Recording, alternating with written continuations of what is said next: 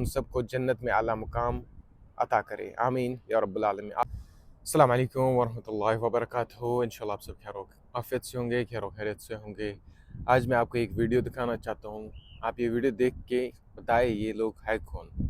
मुझे पता आप में से बहुत सारे लोग मुझे बताएंगे दे आर द फाइटर्स, मतलब जिनको हम मुजाहिदीन बोलते हैं, वो फाइटर्स हैं। मैं आपको बस दिखाऊंगा, ये बस आप ये वीडियो देखिए, जो मैं वीडियो नीचे दिखाऊंगा आपको वो आप वीडियो देखिए।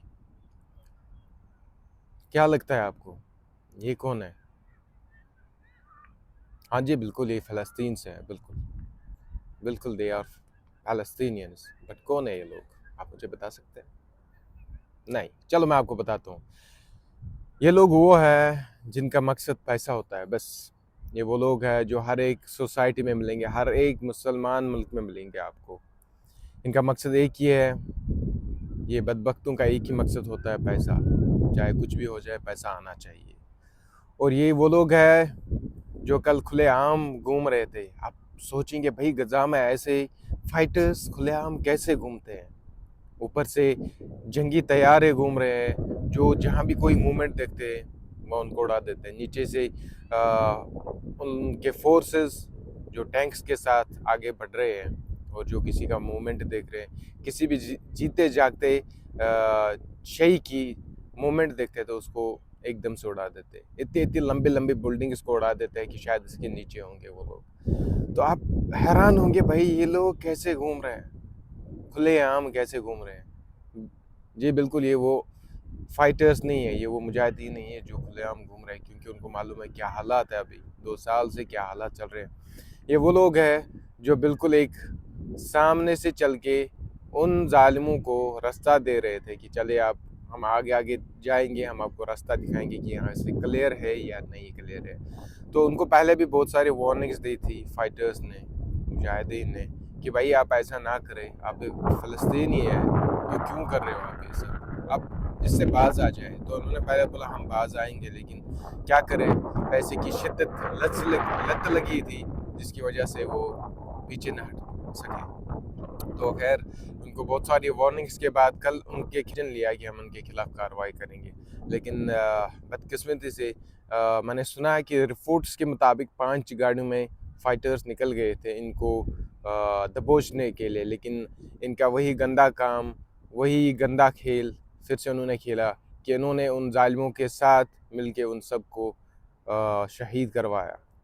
क्योंकि ये अकेले कर नहीं सकते थे तो उन्होंने उनका सहारा लिया और उस चाल में वो सारे जितने भी 5 गाड़ियों में मुजाहिदीन फाइटर्स निकले थे तो वो सारे शहीद हो गए। इन्ना लिल्लाहि व इन्ना इलैहि राजिऊन।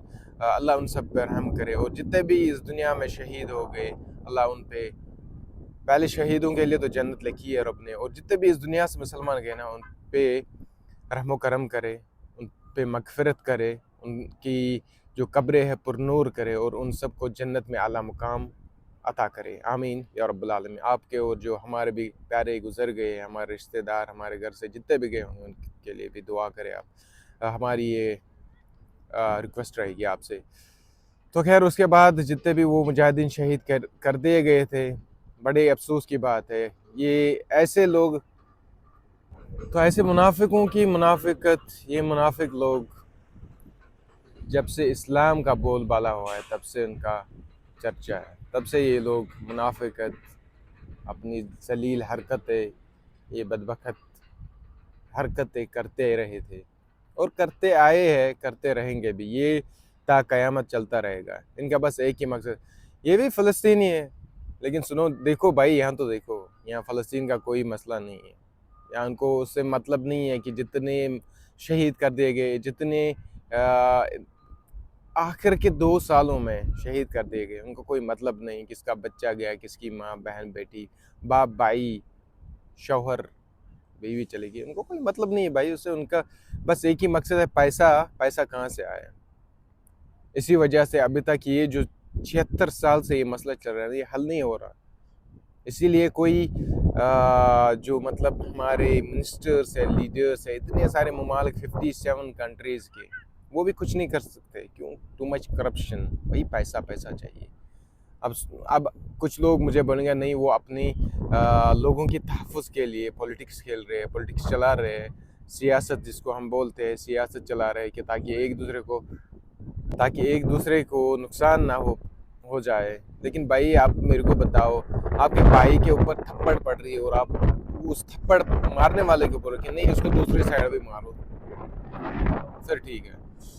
ऐसा कैसे, मतलब आप सोचो, आप देखो हर एक जगह जहाँ मुसलमान रहते हैं ना, कुछ कंट्रीज को छोड़ के मुसलमान नेशंस को छोड़ के, वहाँ मुसलमानों पे तबाही क्यों हो रही है, मुसलमानों पे जुल्म क्यों हो रहा है, मुसलमान जुल्म के अंदर है क्यों, ऑपरेशन क्यों है, ये नॉन मुस्लिम्स हम पे जुल्म क्यों कर रहे हैं। ये आपने कभी सोचा, या आपने कभी सोचा क्यों हो रहा है? कि हमारी हरकतों की वजह से, या हमारे जो लोग हैं वो ज़्यादा करप्टेड है कि वो खाली पैसे। वीडियो ज़रा लंबी हो गई, मुझे पता है बहुत सारे लोग बोर होंगे, देखेंगे नहीं, लेकिन मैं इसलिए वीडियो नहीं बना रहा हूँ कि आप मेरे को व्यूज़ दें। मुझे जितना मेरा हक बनता है मैं उसके लिए वीडियो बनाता हूँ। मैं शायद हाथों से कुछ ना करूँ, एटलीस्ट मैं कुछ बोल तो सकता हूँ। कल जो ग्लोबल स्मूथ फ्लोटा था उसको भी इंटरसेप्ट किया गया, जो आप I think most of the people, most of Muslims they know, जो लोग 45 प्लस कंट्री से आ रहे थे, उसमें अरब के बिल्कुल बहुत ही कलील लोग थे। पाकिस्तान से 2-3 थे और इंडिया से आई डोंट थिंक कि कोई था। वो सारे यूरोप, अमेरिका, वेस्ट से आए थे और वेस्ट एशिया से आए थे, ईस्ट एशिया से भी आए थे कुछ लोग, जिन्होंने अपना, उनमें से एक सिंगापुर, आई थिंक सिंगापुर या मलेशिया का एक बंदा था जिसने अपनी गाड़ी बेच के इसमें हिस्सा लिया। क्यों?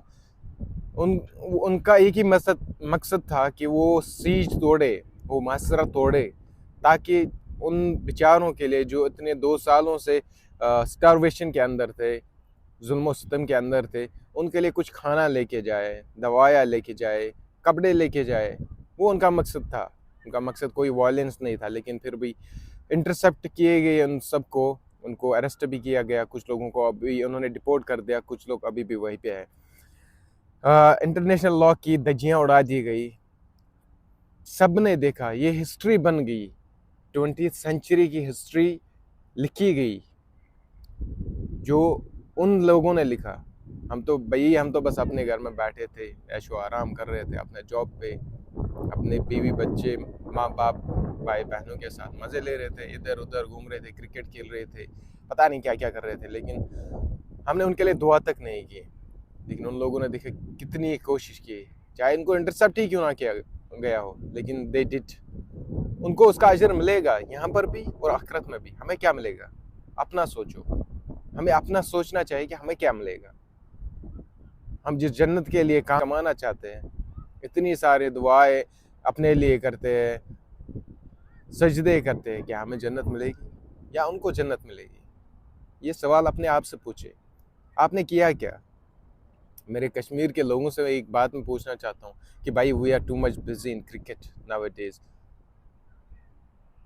कहाँ है हम? भाई क्या हम में इतनी भी जरूरत नहीं है कि हम उनके लिए दुआ करें? एटलीस्ट दुआ तो कर सकते हैं ना हम। I am not talking about violence, मैं नहीं बोलता कि वायलेंस करो।